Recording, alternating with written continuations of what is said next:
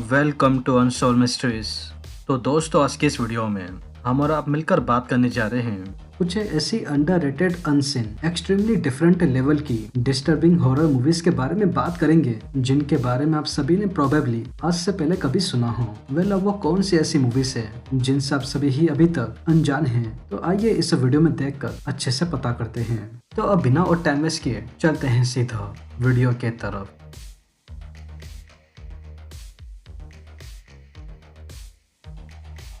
तो हमारी पहली मूवी की स्टार्टिंग होती है साल 1987 में निक्रोमेंटिक से। बेसिकली हम सभी को इस मूवी में दिखाया गया है कि कैसे एक हॉस्पिटल में काम करने वाला आदमी जिसका नाम रॉबर्ट था और उसकी वाइफ बेटी, जिनकी हमेशा से ही एक काइंड ऑफ डिजायर रही थी कि उनको किसी मरे हुए इंसान से, बिल्कुल ही सड़ी हुई डेड बॉडी से, फिर चाहे वो मैटर नहीं करता हो कि वो लड़का हो या लड़की, उससे पर्टिकुलर डेड बॉडी से इंटीमेट करने की डिजायर थी। तो बस उसी ही चीज को देखते हुए बेटी वो अपने हस्बैंड रॉबर्ट को कहकर जिस हॉस्पिटल में वो काम क्या करता था वहां से उसको डेड बॉडी लाने के लिए कहती है। लेकिन इस मूवी में बात तब बिगड़ जाती है कि जब बेटी वो उस मरी हुई डेड बॉडी से इतना ज्यादा ऑब्सेस्ड हो गई थी कि वो अपने ही पति को छोड़ उस डेड बॉडी के साथ ही एक काइंड ऑफ एक्सट्रीम लेवल का अफेयर कर लेती है। लेकिन उसके बाद रॉबर्ट और उसकी पत्नी बेटी के साथ आगे क्या होता है तो आप सभी ही ऊपर दिख रहे आई बटन में क्लिक कर इस मूवी के दोनों पार्ट चेकआउट कर सकते हैं, जिन्हें आप पर्सनली खुद ही देखोगे तभी ही आपको मजा आएगा। क्योंकि इस मूवी के सीक्वेंस पार्ट में हम सभी को साल 1991 में निक्रोमेंटिक 2 के अंदर हॉस्पिटल में काम करने वाली नर्स मोनिका और मरे हुए रोबोट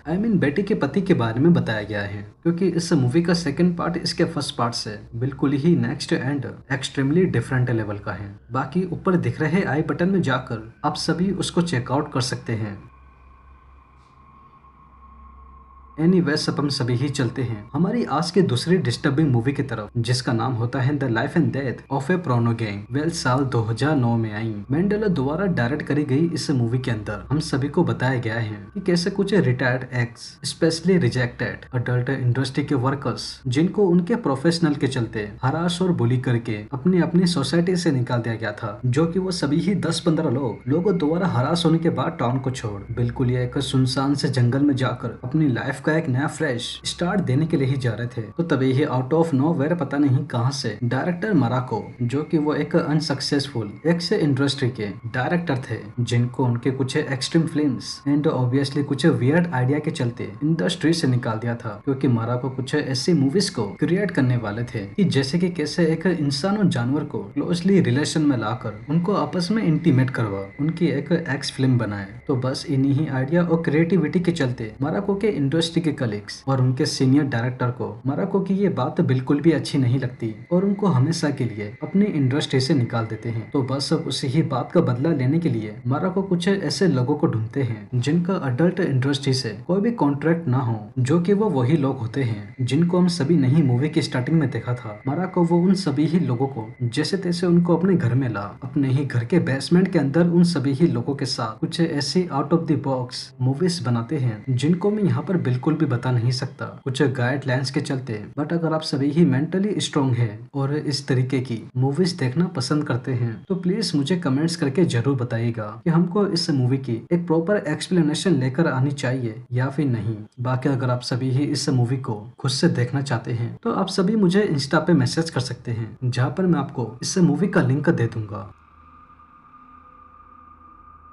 एनीवेज, अब हम सभी ही चलते हैं हमारी आज की तीसरी डिस्टर्बिंग मूवी की तरफ, जिसका नाम होता है the taming of Rebecca. Director Phil द्वारा हम सभी को ही इस मूवी के अंदर फादर डिन मेलिंडो और उसकी डॉटर रिबेका की लाइफ के बारे में बताया है कि कैसे रिबेका वो अपने टीनेज एज में और लड़कियों की तरह स्कूल जाकर फ्रेंड्स बनाना चाहती थी ताकि वो उनके साथ अपनी सोशल लाइफ को इनहेंस कर सके। बट डिन, जो कि वो अपनी डॉटर के लिए कि वो नए फ्रेंड्स बनाए और सोशल लाइफ को हैंग आउट करे, एक्सप्लोर करे, वैसा बिल्कुल भी नहीं चाहता था। तो बस उसे ही बात से अंदर से फ्रस्ट्रेट होकर डिन वो अपनी ही डॉटर रिबेका को घर के अंदर किडनैप कर उसको होस्टेज बनाकर एक ऐसी नेक्स्ट लेवल की पनिशमेंट देता है जिसे में भी आप इमेजिन बिल्कुल भी नहीं कर सकते। क्योंकि इंटीमेट और रैप सीन इस होल इंटायर मूवी के अंदर आम सी बात है जो कि डिन रिबेका के साथ करता है। बाकी आप सभी ही देखना चाहते हो कि आखिर में किस तरीके की पनिशमेंट डिन अपनी डॉटर रिबेका को देता है, तो आप सभी ही इस मूवी को सेल्फ चेकआउट कर सकते हैं अगर आप मेंटली स्ट्रॉन्ग हो तो। क्योंकि ये मूवी कुछ कुछ सीन्स पर आपका दिमाग खराब कर सकती है, जो कि वैसा मैं बिल्कुल भी आप सभी के लिए नहीं चाहता, क्योंकि ये एक मूवी ना होकर कम्प्लीटली एक डार्क फ्लेक्स है, जो कि ऑफ कोर्स बच्चों के लिए बिल्कुल भी नहीं है। बट स्टिल आप सभी ही इस मूवी की एक्सप्लेनेशन को देखना चाहते हैं तो मुझे कमेंट्स करके जरूर बताइएगा।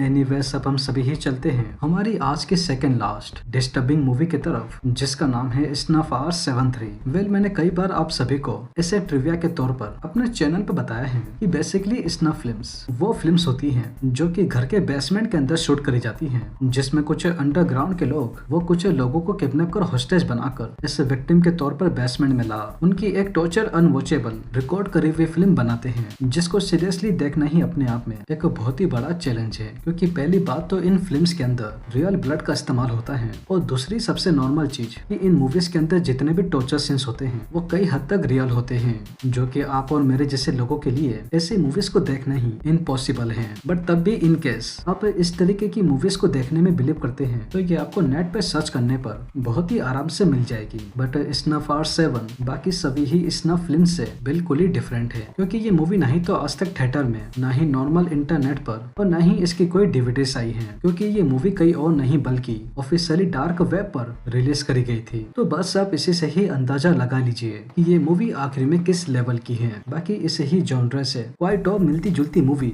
आप सभी ही देखना चाहते हैं तो ऊपर दिख रहे आई बटन में आप सभी को ही एक मूवी का लिंक दिख रहा होगा, जिसे आप चाहो तो इस वीडियो के बाद या फिर कभी भी अपने टाइम के हिसाब से देख सकते हैं। सो फाइनली अब हम सभी ही चलते हैं हमारी आज की last and final disturbing movie के तरफ, जिसका नाम है Schramm into the mind of serial killer. Well 1993 में जॉर्ज ब्रगाटी द्वारा डायरेक्ट करी गई इस मूवी के अंदर हम सभी को ही बताया गया है कि कैसे एक सडास्टिक माइंड का एक लूथर नाम का किलर वो कैसे कुछ यंग लड़कियों को किडनैप कर अपने घर में लाकर उनके साथ एक लिपस्टिक वाला गेम खेला करता था, जिसमें वो अपने हाथों में एक लिपस्टिक लेकर उस लिपस्टिक को उन लड़कियों के होठों पे लगाने की बजाय प्राइवेट पार्ट्स पर बड़े ही घिनौने तरीके से लगाया करता था। बाकी आप सभी ही इस मूवी को डिटेल में ब्रीफली देखना चाहते हैं कि आखिर में श्रैम लिपस्टिक को वैसे लगाने के बाद लड़कियों के साथ आगे क्या क्या करता था, तो ऊपर दिख रहे आई बटन में जाकर आप सभी ही इस मूवी को हमारे चैनल द्वारा एक्सप्लेन करी गई जाकर देख सकते हैं।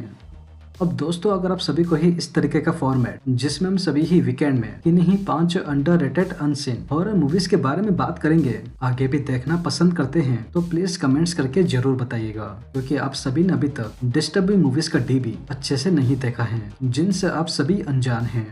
तो वेल दोस्तों यही थी आज की टॉप 5 मूवीज की एक्सप्लेनेशन, एंड आई होप आप सभी को ये वीडियो जरूर पसंद आई होगी। और अगर वीडियो पसंद आई हो तो चैनल को सब्सक्राइब किए बिना और वीडियो को लाइक किए बिना बिल्कुल भी मत जाइएगा, क्योंकि मैं अपने आने वाले वीडियो में ऐसे ही और मूवीज की एक्सप्लेनेशन लेकर आता रहूंगा। तो तब तक के लिए take care and peace out.